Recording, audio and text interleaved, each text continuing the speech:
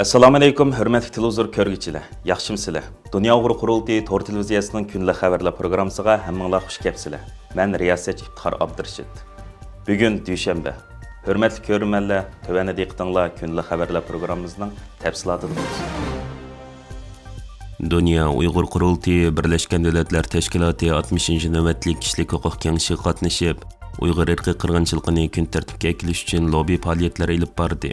Shvetsariyaning Jenva shahridagi Birleşken Devletler Teşkilatıda 60. növbətlik kişilik hüquq kengishi 8 sentabr boshlangan bo'lib, bu kengish 10 ayning 8 kunigacha davom qiladi. Bu kengish mezgilida Dünya Uyghur Qurultayidan Qurultayning tashqi ishlarga mas'ul muavin raisi Zumratay Erkin, Qurultayning sobiq raisi va Markaziy Germaniyadagi Uyg'ur kishilik huquq va demokratiya markazining raisi Dolqin Aysa, Qurultay ijroiya komitetining muavin raisi Erkin Zunun, Qurultay fondining sobiq raisi Abdijil Ahmadlardan tashkillangan bir hay'at 16 sentabrdan 20 sentabrgacha faoliyat olib borgan edi. Bu necha kunlik faoliyat jarayonida Dünya Uyg'ur Qurultayi hay'ati, Birleşken Devletler Teşkilatı Kishilik huquq komiteti, Birleşken Devletler Teşkilatı Mecburi g'oyib qilib etilganlarni tekshirish komiteti va Birleşken Devletler Teşkilatıdagi Uyg'ur masalasiga yaqindan ko'ngil bo'lib kelayotgan Germaniya, Fransiya, Liechtenstein va Tayvan qatorliq har qaysi davlatlarning elchilari bilan ayrim ko'rishib, Uyg'ur irqi qirg'inchiligining hali ham davom qilayotganligini, Uyg'ur majburiy emgikining davom qilayotganligini, navbatdagi murakkab dunyo vaziyatida dunyoning nazari Rossiya Ukraina urushi, Falastin masalasiga markazlashib, Uyg'ur irqi qirg'inchiligining kun tartibdan tushib kelayotganligini bildirishgan. Bu navbatlik BDT kengashida davlat talqigan bostirish hodisasining kuchayganligini gavdalantiradigan bayonlar o'tirib qo'yilgan bo'lib, bu dunyo davlatlari kelgusi bir necha yilda davomli diqqat qiladigan masalaga aylangan.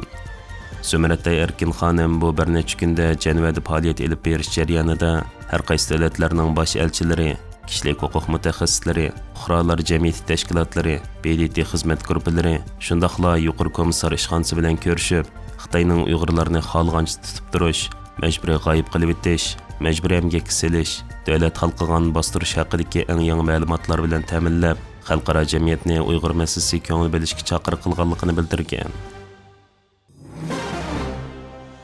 Dünya Uyg'ur Qurultayining bayonotchisi Professor Dr. Erkin Ahmad Apandi 7. navbatlik Türk Dünyası Qizil Alma mukofoti marosimida Qizil Alma mukofotiga erishgan.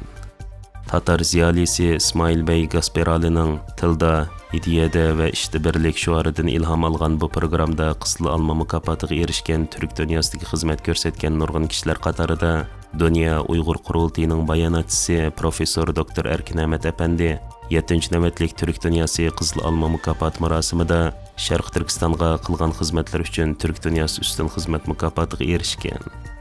Mukofot topshirilish marosimida so'z qilgan Professor Dr. Erkin Ahmad Xitoyning Sharq Turkistondagi irqiy qirg'inchiligi va assimilyatsiya siyosati haqida to'xtalib, Xitoy yangi siyosatlarni o'ydirib, bu rayondagi kishilarning Xitoy va Mo'ng'ullardan kelib chiqqan bir millat ekanligini o'ttirib qo'yib, Sharq Turkistondagi Uyg'urlarga "Sen turk emas" degan yolg'onchilikni tangmoqda. Shundaqla buni bugun xalqaro sahnalarda bozorga silishga tirishmoqda. Men bugun bu yerdan Turk dunyosini Sharq Turkiston masalasini hal qilishga chaqiriq qilaman deydi. Türkiye poytaxti Anqarada 18 sentabrdan 20 sentabrgacha Uyg'ur akademiyasi tarafidan Uyg'ur tili, kimligi va madaniyatini qo'g'dash bo'yicha Uyg'ur yosh yetakchilarini tarbiyalash kursi ochilgan. Dunyoning har qaysi joylaridan Turkiya poytaxti Anqaraga yig'ilgan bu yoshlar 18 sentabr kuni Uyg'ur akademiyasi uyushtirgan Uyg'ur qirg'inchiligi davomlashayotganda Uyg'ur kimligini qo'g'dash haqida ilmiy muhokama yig'iniga qatnashib, dunyoning har qaysi ellaridan kelgan Uyg'ur va chet ellik mutaxassislar bilan tanishish va suhbatlashish fursatiga ega bo'lgan edi. Kurs 19 sentabr juma kuni Uyg'ur akademiyasi raisi Dr. Rishod Abbas Apandining ichilish so'zi bilan rasmiy boshlandi. Rishod Abbas Apandi so'zida Uyg'ur akademiyasining shuarining bilim kuchdir ekanligini, bugun bu yoshlarning bilim uchun bir yerga to'planganligidan nihoyat mamnun bo'lganligini ifodalab, yoshlarning hamidan avval yaxshi o'qish kerakligini, zamonaviy va ilg'or bilimlarni egallab, o'zlari yashayotgan jamiyatda yuqori o'rin va salohiyatga erishish lozimligini, shunda qilgandala vatan va millat uchun taxmi unumli xizmat qilgan bo'lganligini bildirgan.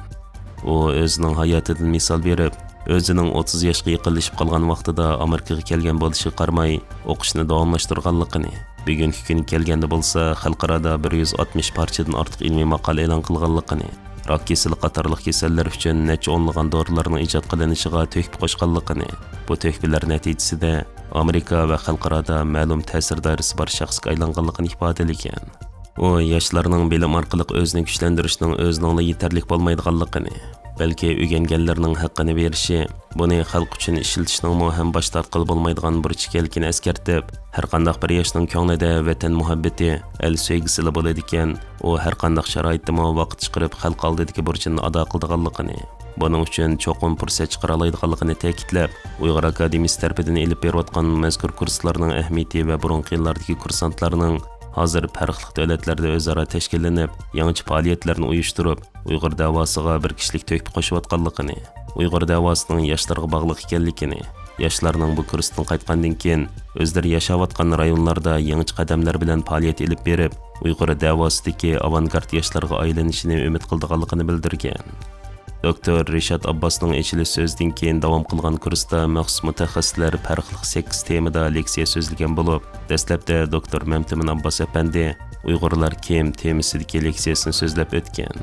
19 sentabr shanba kuni mazkur kursga qatnashgan yoshlar egilgan ma'lumotlarni o'zaro ko'z qarashlar bilan yug'urib, yangi ideyalarni o'ttirib qo'yish uchun guruhlarga bo'linib, Uyg'ur madaniyati, tilini qo'g'dash va davomlashtirish, faoliyatlarni planlash, kerakli tashviqot qurollari va jamoat bilan aloqa qilish usullari qatorliq temalarda kelgusi bir yillik planni o'ttirib qo'yib o'tdi. 3 kun davom qilgan mazkur kurs Qirg'izistondan kelgan peshqadam jamoat arbobi Akbarjon Bovdin apandining ko'ngil so'zidan keyin Doktor Rishad Abbos apandining yoshlarga guvohnoma taqdim qilib yepilish so'z qilishi bilan oxirlashgan. Hürmetli körürmenler, yuqorida diqqatingizga kunlik xabarlar programmamizning tafsilotini sunduq. Keyingi qitimliq sonimizgacha ko'rishguncha omon bo'lgaysizlar. Stansimizning YouTube kanaliga a'zo bo'lishni unutmang. Xayr xo'sh.